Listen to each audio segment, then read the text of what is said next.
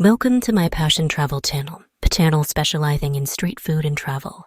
Suya, grilled skewered meat seasoned with spices like peanut spice, served with suya, is a popular Nigerian street food enjoyed across the country, including Akure. It's essentially skewered and grilled meat, traditionally made with beef, but sometimes also with chicken, liver, or other meats. Here's how it's typically prepared. Meat selection. The first step in making suya is selecting the meat.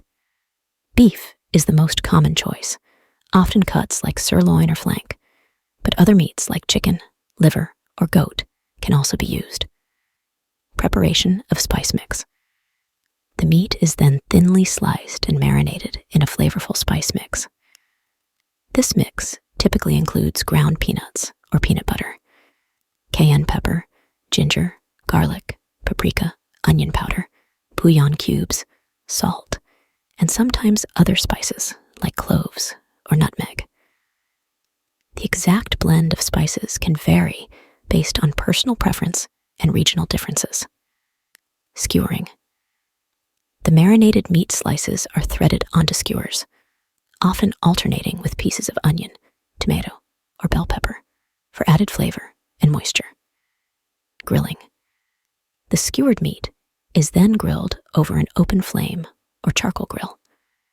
It's cooked until it's tender and has a slightly charred exterior, with the spices forming a flavorful crust. Serving. Once cooked, suya is typically served hot, often accompanied by sliced onions, tomatoes, and sometimes cabbage or lettuce. It's also common to drizzle additional spice mix or a spicy peanut sauce. Roasted corn.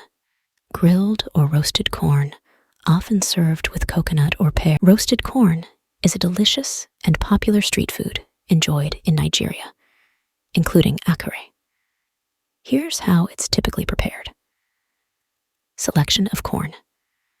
The first step is selecting fresh and ripe corn.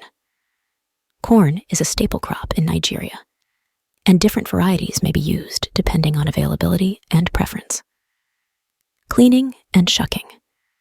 The corn husks are removed, and the corn is cleaned to remove any debris or silk. Seasoning. Optional.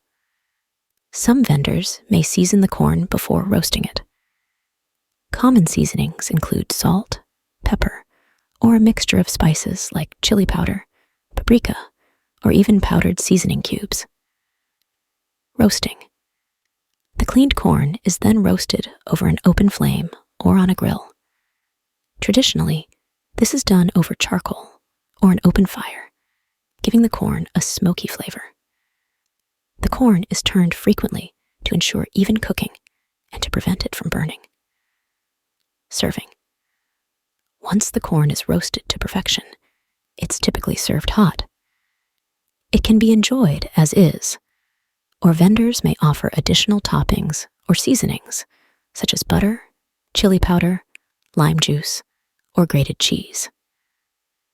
Some vendors may also sell roasted corn with slices of coconut or avocado as accompaniments. Roasted plantain chips. Thinly sliced plantains fried until crispy. Roasted plantain chips, also known as dodo ikire or kea in Nigeria, are a delicious and popular street snack enjoyed in Akure and across the country. Here's how they're typically prepared. Selection of plantains. Ripe plantains are chosen for making roasted plantain chips. These are usually yellow with some black spots on the skin, indicating that they are fully ripe and sweet. Peeling and slicing. The plantains are peeled and sliced thinly, either lengthwise or crosswise, depending on preference. Thin slices ensure that the chips will crisp up nicely when roasted. Seasoning, optional. Some variations of roasted plantain chips may be seasoned before roasting. Common seasonings include salt, pepper, chili powder, or a mixture of spices like garlic powder, onion powder, or paprika. Roasting. The sliced plantains are then roasted or fried. Traditionally, they are fried in hot oil until they are crispy and golden brown. However, to make a healthier version, they can also be roasted in the oven with a little oil brushed on them. They are spread out in a single layer on a baking sheet and baked until they are crispy. Cooling and serving. Once roasted, the plantain chips are allowed to cool slightly before serving. They can be enjoyed on their own as a snack or served with dips like salsa, guacamole, or hummus. Some people also enjoy them with a sprinkle of chili powder or other seasonings for added flavor. Boiled corn and pear. Boiled corn served with ripe pear.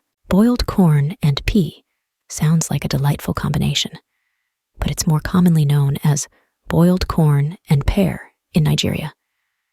Here's how it's typically prepared. Selection of corn. Fresh and ripe corn on the cob is chosen for boiling. The corn should be sweet and tender. Shucking and cleaning. The outer husks and silk strands are removed from the corn. The corn is then washed to remove any dirt or debris. Preparation of pear, avocado. In Nigeria, the term pear often refers to avocado. Ripe avocados are chosen, and they are peeled and sliced. Boiling the corn. The cleaned corn on the cob is boiled in a pot of water until it's tender. The cooking time can vary depending on the freshness and maturity of the corn, but typically takes around 10-15 minutes. Serving. Once the corn is boiled, it's usually served hot. The boiled corn on the cob is often enjoyed with slices of ripe avocado, pear, on the side. Some people like to sprinkle a little salt over the corn for added flavor. Kilishi, spicy dried meat snack, similar to beef jerky. Kilishi is a popular Nigerian snack, particularly in the northern regions of Nigeria, including Akure. It's a type of dried meat, similar to beef jerky, but with its own unique flavor and preparation method. Here's how kilishi is typically made. Selection of meat. Kilishi is traditionally made from lean beef, but other meats like goat, sheep, or even camel may also be used. The meat is carefully selected, with an emphasis on lean cuts to ensure the best texture. Slicing and tenderizing. The meat is thinly sliced into strips, ensuring that it will dry evenly.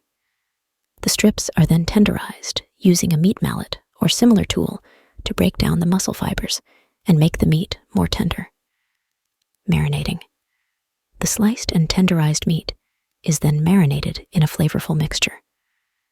The marinade typically includes a combination of spices, such as chili powder, ginger, garlic, onion powder, cayenne pepper, and salt. Some variations may also include ingredients like peanut paste or soy sauce for added flavor. Drying. After marinating, the meat strips are laid out in a single layer on racks or trays. They are then left to air dry in the sun or dried in a low-temperature oven for several hours. The drying process may take anywhere from a few hours to a couple of days, depending on the thickness of the meat and the drying conditions. Smoking, optional. In some traditional methods, kilishi is smoked over a low fire or using smoking techniques to impart additional flavor to the meat. This step is optional and may vary depending on regional preferences. Packaging. Once fully dried, the kilishi is packaged for storage and consumption. It's typically packaged in airtight containers or wrapped in paper to maintain its freshness and flavor.